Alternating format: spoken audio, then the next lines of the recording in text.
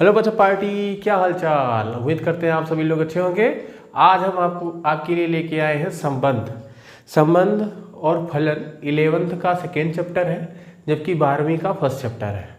तो संबंध को पहले दो वीडियो में, जिसमें पहला पार्ट हम बनाएंगे 11th के लिए और दूसरा पार्ट बनाएंगे हम 12th के लिए, और फिर उसके बाद हम फलन लेके आएंगे, जिसमें पहले 11th का पार्ट पढ़ाएंगे फिर 12th का पार्ट पढ़ाएंगे। तो चलो सीखते हैं आज 11th के लिए पूरा संबंध क्या होता है। पूरा 11th का संबंध जो व्यक्ति अच्छे से पढ़ेगा उसी को 12th का संबंध अच्छे से समझ में आएगा। तो संबंध फलन का जो 50% पार्ट है संबंध, उसको देख लेते हैं। संबंध सेकेंड चैप्टर है 11th का, क्या है? संबंध तथा फलन। संबंध को हम बोलते हैं रिलेशन एंड फंक्शन। तो बच्चा पार्टी, जैसा मैंने आपको बोला कि 11th का सेकेंड चैप्टर है, जबकि 12th में फर्स्ट चैप्टर के नाम से जाना जाता है। तो 11th के जब इस चैप्टर को हम अच्छे से पढ़ लेंगे तो 12th के पहले चैप्टर को आराम से हम अंडरस्टैंड कर पाएंगे। तो हम कुछ इस तरीके से आपको बताएंगे कि पहले 11th के संबंध को पढ़ा देते हैं, फिर उसी के बाद सेकेंड पार्ट में 12th के संबंध को पढ़ा देंगे, ताकि आपकी तैयारी सुचारू रूप से चले। वैसे ही फिर 11th के फलन को पढ़ा देंगे, फिर सेकेंड पार्ट में हम 12th के फलन को पढ़ा देंगे, ताकि relation and function 11th 12th दोनों एक साथ कंप्लीट हो जाए। तो संबंध जानने के लिए सबसे पहले जो हमको जानना है उसको बोलते हैं कार्तीय गुणन। क्या कहते हैं बेटा? कार्तीय गुणन। अब कार्तीय गुणन क्या होता है? कार्तीय गुणन होता है, माना ए और बी दो समुच्चय जिनके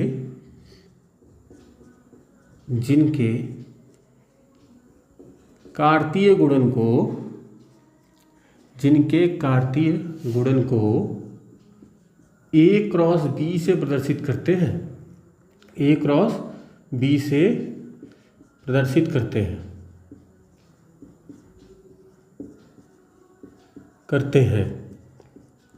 जहाँ A क्रॉस B बराबर AB ऐसा है कि A हमारा सेट A का है एंड B हमारा सेट B का है। आई होप बच्चा पार्टी आपको समझ में आया होगा। पर कार्तीय गुणन ना जितना परिभाषा से क्लियर नहीं होता, उतना इसके एक उदाहरण देख करके आप इसको अंडरस्टैंड कर पाएंगे। चलिए एक उदाहरण देख लेते हैं इसका। जैसे A बराबर, देखो बच्चा पार्टी, A बराबर 1 2 3 एंड सेट B बराबर AB, तो A क्रॉस B क्या होगा बच्चा पार्टी? A के प्रत्येक अवयव के साथ B के हर एक अवयव का पेयर बनाएंगे। A के हर एक अवयव का B के हर एक अवयव के साथ पेयर बनाएंगे। पेयर कैसे बनाएंगे? 1A 1B 2A 2B 3A 3B। वो बच्चा पार्टी, आई होप समझ में आया होगा। B क्रॉस A भी देख लेते हैं, इसी लगे हाथ। B क्रॉस A कैसे निकालेंगे? अब B पहला सेट है तो B का अवयव लेंगे और A के प्रत्येक अवयव के साथ जोड़ा बनाएंगे उसका। तो जैसे यहाँ A उठाया और हर एक पेयर के साथ, हर एक अवयव के साथ पेयर बनाते हैं। A का 1, फिर A का 2, फिर A का 3, B का 1, B का 2, B का 3। आई होप बच्चा पार्टी आपको समझ में आया होगा। यहाँ से आपको एक चीज़ क्लियर है कि A क्रॉस B की जो वैल्यू है वो B क्रॉस A के बराबर नहीं है। तो A cross B cross A के बराबर नहीं हो सकता। और आगे देखिए, आगे यहाँ पे देखिए जैसे पेयर बन गया 1A बच्चा पार्टी पेयर है, तो 1 को हम क्या बोलते हैं? वन को हमेशा बोलते हैं प्रथम घटक। क्या बोलते हैं? प्रथम घटक। और दूसरे अवयव को क्या बोलते हैं? द्वितीय घटक। द्वितीय घटक। और इस पूरे पेयर को, इस पूरे पेयर को हम क्या बोलते हैं? क्रमित युग्म। क्रमित युग्म। बच्चा पार्टी ध्यान से लिखना, ये जो वन और ए मिला करके एक पेयर बना है उसको पूरा क्रमित युग्म बोलते हैं। क्रमित युग्म के पहले अवयव को प्रथम घटक, जबकि दूसरे अवयव को द्वितीय घटक के नाम से जाना जाता है। आई होप बच्चा पार्टी आप समझ पाए होंगे। चलिए आगे बढ़ते हैं।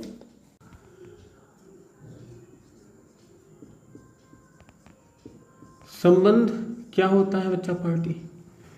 तो अभी हमने बच्चा पार्टी आपसे क्या बताया कि संबंध जानने से पहले कार्तीय गुणन जानना है, जिसको मैंने एक एक पॉइंट करके आपको डिस्क्राइब किया। अब संबंध बहुत आसानी से आप समझ पाएंगे कि ए क्रॉस बी मतलब समुच्चय ए बी का कार्तीय गुणन, ए क्रॉस बी का ऐसा उपसमुच्चय आर, ऐसा उपसमुच्चय आर संबंध कहलाता है, संबंध कहलाता है यदि आर बराबर यक्स वाई ऐसा है कि यक्स वाई से संबंधित है, यक्स वाई से संबंधित है, जहां यक्स किसका अवयव है? ए का, और वाई किसका अवयव है? बी का। तो बच्चा पार्टी कंफ्यूज मत होना। संबंध जो हमारा, जब से हम लोग इस दुनिया में आते हैं तो हर एक व्यक्ति से किसी न किसी प्रकार से संबंध हो जाता है। जैसे पिता पुत्र का संबंध, माँ बेटे का संबंध, टीचर स्टूडेंट का संबंध, भाई बहन का संबंध, ये सारे एक प्रकार के संबंध हैं। जैसे हमारे मैथ्स में देखा जाए तो दो विषम संख्याएं, दो सम संख्याएं, दो संख्याएं एक दूसरे के मतलब किसी पर्टिकुलर संख्या के फैक्टर हो जाए, गुणनखंड हो जाए, दो संख्याएं किसी संख्याओं का मल्टीपल हो जाए, गुणज हो जाए, तो किसी न किसी प्रकार से संबंध रखते हो। बस एक चीज़ हमेशा याद रखना है कि एक संबंध में जितने भी क्रमित युग्म आएंगे, एक संबंध में जितने भी क्रमित युग्म आएंगे वो किसी विशेष संबंध से ही, किसी एक विशेष संबंध से ही संबंधित होंगे। ऐसा नहीं कि यहाँ पे हम संबंध आर लिखें और इसी में पिता पुत्र भी लिख दें, यहीं पे माँ बेटा भी लिख दें, यहीं पे भाई बहन लिख दें, ऐसा नहीं। अगर पिता पुत्र है तो सारे क्रमित युग्मों में जो संबंध होगा वो पिता पुत्र होगा। तो हर संबंध, हर क्वेश्चन के लिए एक विशेष संबंध ही दिया रहेगा। तो चलिए आगे बढ़ते हैं और एक बार फिर से आपको एक्सप्लेन करते हैं कि संबंध होता क्या है। तो बच्चा पार्टी संबंध क्या होता है कि माना ए और बी दो समुच्चय हैं जिनके कार्तीय गुणन को ए क्रॉस बी से प्रदर्शित करते हैं। तो ए क्रॉस बी का ऐसा उपसमुच्चय आर संबंध कहलाता है यदि आर बराबर एक्स वाई, मतलब आर बराबर ऐसे क्रमित युग्मों का समूह जिसके क्रमित युग्म के अवयव आपस में किसी न किसी प्रकार से संबंध रखते हो। तो इतना डिटेल परिभाषा लिखने में थोड़ा कन्फ्यूज़न होगा आप लोग को, इसलिए मैंने बेहद शॉर्टकट में आपको बता दिया कि ए क्रॉस बी का ऐसा उपसमुच्चय आर संबंध कहलाता है यदि आर बराबर एक्स वाई ऐसा है कि यक्स वाई से संबंधित है, जहाँ यक्स ए का अवयव होगा और वाई बी का अवयव होगा। आई होप बच्चा पार्टी संबंध आपको समझ में आया होगा। तो संबंध में बच्चा पार्टी आपको क्या क्या पूछता है? संबंध में पूछता है कि आपको ऐसे संबंध दे दिया जाएगा जो कि किसी एक समुच्चय पे परिभाषित होगा और आपको बोला जाएगा कि इसका रोस्टर रूप निकालिए, इसका प्रांत निकालिए, इसका सह प्रांत निकालिए और इसका परास निकालिए। तो चलिए सारे की पॉइंट्स फटाफट देख लेते हैं नोट में, फिर आपको एक एग्जाम्पल करा देते हैं। नोट में सारे की पॉइंट्स देख लीजिए।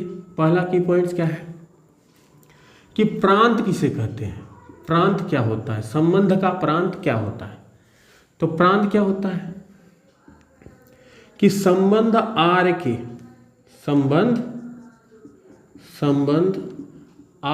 के क्रमित युग्मों के प्रथम घटकों का समूह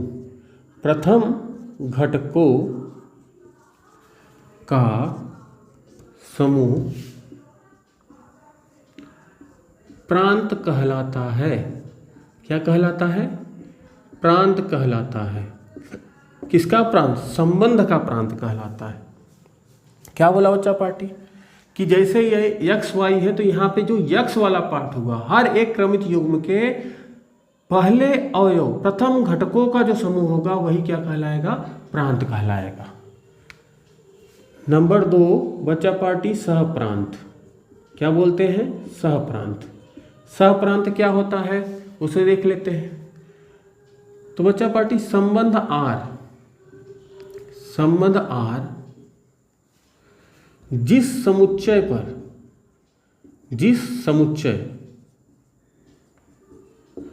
समुच्चय बोले, माना अगर केवल एक समुच्चय हो तो माना ए हो, पर परिभाषित है वही समुच्चय ए सहप्रांत कहलाता है। क्या कहलाता है? सहप्रांत कहलाता है। बच्चा पार्टी ध्यानपूर्वक देखना, अगर R सिर्फ एक समुच्चय A पर परिभाषित है तो वही समुच्चय A क्या है? क्या कहलाएगा? सहप्रांत। अगर यही R A क्रॉस B दो समुच्चय पे परिभाषित हो, A और B दोनों पे परिभाषित हो, A और B दोनों पे परिभाषित हो, तो B वाला पार्ट क्या कहलाएगा? सहप्रांत कहलाएगा। तो बच्चा पार्टी ये हमेशा ख्याल करना।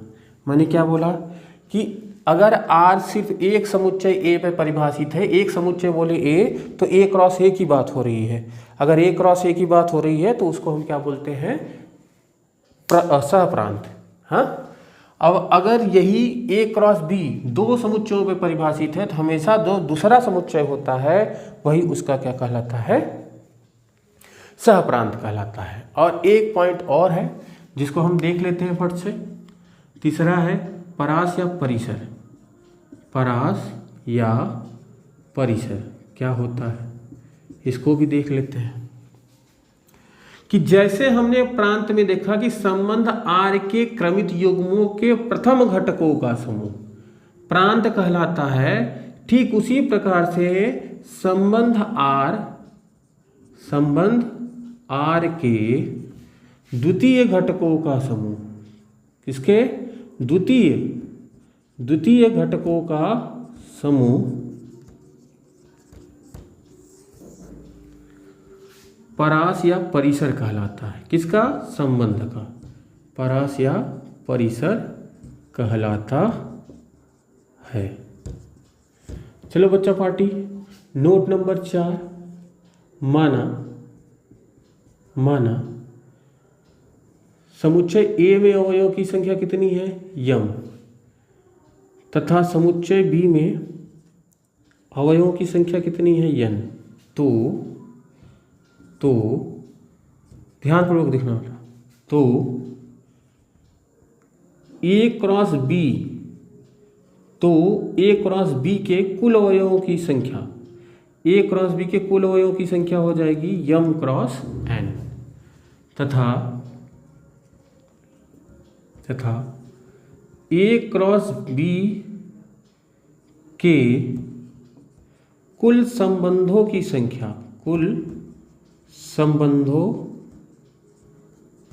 की संख्या, अगर A क्रॉस B में जितने भी अवयव हैं सब के सब संबंध बनाएं तो कुल संबंधों की संख्या होती है 2 के पावर में mn। क्या होता है बच्चा पार्टी? 2 के पावर में mn। आई होप बच्चा पार्टी आपको संबंध के सारे कॉन्सेप्ट समझ में आए होंगे।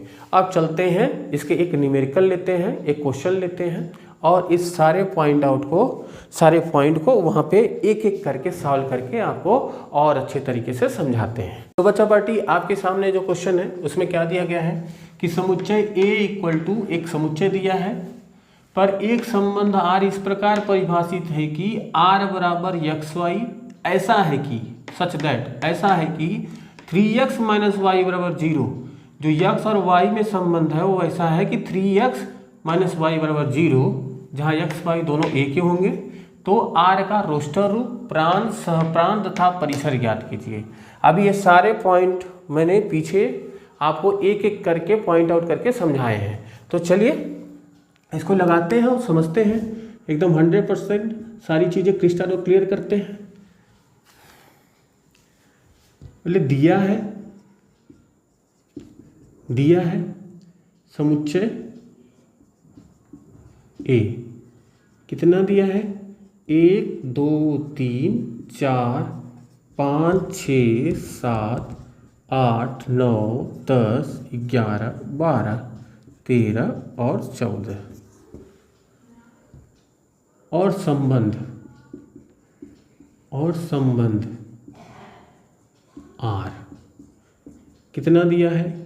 एक्स वाई ऐसे है कि 3x माइनस वाई बराबर 0 है, जहाँ एक्स वाई बिलोंग कहाँ कर रहा है? ए में। तो बच्चा पार्टी इसका रोस्टर रूप लिखना है। तो R का रोस्टर रूप, अब बहुत ध्यान से देखेंगे कि R का रोस्टर रूप कैसे लिख रहे हैं। R बराबर, तो सबसे पहले हम यहाँ पे देखेंगे R का रोस्टर रूप लिखने के लिए पहले 3x minus Y equal to 0 है। तो हमने यहाँ पे लिखा 3x minus Y equal to 0, जिसको हम लिख सकते हैं 3x इक्वल टू वाई। बच्चा पार्टी यहाँ पे ध्यान देना, इनके बीच में क्या रिश्ता है कि 3x माइनस वाई बराबर 0। तो हमने इसको यहाँ पे लिखा और इसको सॉल्व किया तो 3x इक्वल टू वाई। कहने का मतलब क्या है कि जो हमारे क्रमित युग्म x y होंगे उसमें जो द्वितीय घटक है वो प्रथम घटक का 3 गुना है। कितना है? जो द्वितीय घटक है वो प्रथम घटक का 3 गुना है। बस यही चीज अपने को ध्यान में रखना है। अब देखते चलते हैं। अभी मैंने क्या बोला कि 3x माइनस वाई बराबर 0 है, तो y बराबर कितना आया? 3x।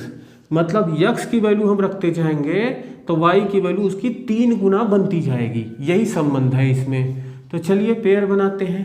x की जगह पे हम शुरुआत से रखते हैं, एक एक करके रखेंगे। अगर x की वैल्यू 1 है तो y की वैल्यू कितनी है? 3x, मतलब उसका 3 गुना। तो y की वैल्यू कितनी हो जाएगी? 3। x की वैल्यू अगर हम 2 रखेंगे तो y की वैल्यू कितनी हो जाएगी? 3 गुना कितना होता है? 6। x की वैल्यू अगर 3 होगी तो 3 गुना कितना होता है? 9। x की वैल्यू 4 होगी तो 3 गुना कितना होता है? 12। x की वैल्यू अगर हम 5 रखेंगे तो y की वैल्यू कितनी हो जाएगी? 15। जबकि अपने सेट में सिर्फ 14 तक ही अवयव हैं। ध्यान से सुनना बच्चा पार्टी, अगर x की वैल्यू जैसे ही हम 5 रखेंगे तो y की वैल्यू 15 आएगा, और 15 इस समुच्चय में है नहीं, तो ये संबंध परिभाषित नहीं होगा, क्योंकि संबंध R सिर्फ इसी समुच्चय पे परिभाषित है। तो बस बच्चा पार्टी R का रोस्टर रूप यही है आपके सामने। अब दूसरा पूछा है प्रांत। तो संबंध R का प्रांत क्या सिखाया था? पीछे हमने सिखाया था कि जो संबंध R के क्रमित युग्म हैं उनके प्रथम घटकों का जो समूह होता है वही प्रांत कहलाता है। तो प्रथम घटक कौन कौन है? 1 2 3 एंड 4। देखा बच्चा पार्टी कितने आसानी से प्रांत निकल गया। सहप्रांत देखो, सहप्रांत हमने क्या बताया था बच्चा पार्टी कि संबंध R जिस समुच्चय पे परिभाषित होता है वही सहप्रांत कहलाता है। संबंध R जिस समुच्चय पे परिभाषित होता है वही सहप्रांत कहलाता है। तो हमारा संबंध R समुच्चय A पे परिभाषित है, इसलिए पूरा A क्या कहलाएगा? सहप्रांत कहलाएगा। तीसरा पूछा है यहाँ पे परिसर निकालते हैं। परिसर क्या बताया था? तो बच्चा पार्टी परिसर हमने बताया था कि जितने क्रमित युग्म हैं उनके द्वितीय घटकों का जो समूह है वही क्या कहलाएगा? परिसर। देखो द्वितीय घटक यहाँ 3, यहाँ 6, यहाँ 9, यहाँ 12, द्वितीय घटकों का समूह परिसर पार्टी आपके सामने रहा है सेकंड क्वेश्चन, जिसमें लिखा गया है कि संबंध आर इस प्रकार परिभाषित है कि आर बराबर यक्स कामा यक्स क्यूब ऐसे है कि यक्स एक 10 से छोटी अभाज्य संख्या है।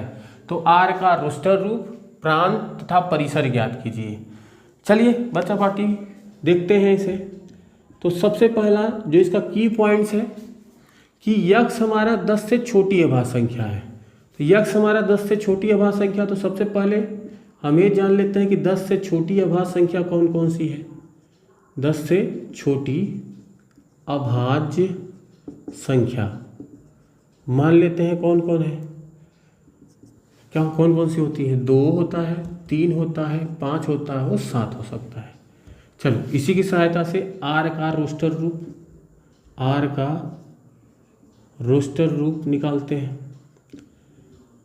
बच्चा पार्टी कंफ्यूज मत होना, यहाँ पे समुच्चय ए नहीं दिया है, यहाँ पे सिर्फ इतना बोला है कि कोई 10 से छोटी अभाज्य संख्या यक्स है जिसका पेयर इस प्रकार बन रहा है कि जो द्वितीय घटक है वो प्रथम घटक का क्यूब है। जो द्वितीय घटक है वो प्रथम घटक का क्यूब है। तो चलिए, अगर प्रथम घटक पे 2 है तो द्वितीय घटक 2 का घन कितना होता है, 8। नंबर 2, अगर प्रथम घटक 3 है, अगर प्रथम घटक 3 है तो इसका घन क्या होता है, 27, क्योंकि यहाँ पे द्वितीय घटक में प्रथम घटक का क्यूब है। अगर प्रथम घटक 5 होगा तो द्वितीय घटक क्या हो जाएगा, 5 का घन कितना होता है, 125। यदि प्रथम घटक 7 है तो 7 का घन कितना होता है, 343। आई होप बच्चा पार्टी आप इसका रोस्टर रूप समझ पाए होंगे। तो चलिए प्रांत देख लेते हैं। प्रांत क्या होता है। प्रांत में बच्चा पार्टी मैंने बताया था कि जितने भी संबंध आर के क्रमित युग्म होंगे उनके प्रथम घटकों का जो समूह होगा, प्रथम घटकों का जो समूह होगा वही क्या कहलाता है, प्रांत कहलाता है। चलो बच्चा पार्टी परिसर देख लेते हैं। परिसर में क्या बताया गया था कि जो संबंध आर है उसके द्वितीय घटकों का जो समूह होता है, द्वितीय घटकों का जो समूह होता है वही क्या कहलाता है, वही संबंध आर का परिसर कहलाता है। तो आई होप बच्चा पार्टी आपको 11th के संबंध के सारे टॉपिक समझ में आए होंगे, जिसमें मैंने कार्तीय गुणन की परिभाषा क्या होती है, संबंध आर की परिभाषा क्या होती है, उसके प्रांत क्या होते हैं, उसके सहप्रांत क्या होते हैं, उसके परिसर कितने होते हैं, और हम अवयवों की संख्या को देख करके कार्तीय गुणनों की संख्या या संबंधों की संख्या कैसे ज्ञात करते हैं, एक एक करके आपको सारे कॉन्सेप्ट बता दिए गए हैं। अब मिलते हैं हम नेक्स्ट वीडियो में संबंध का पार्ट 2 लेकर।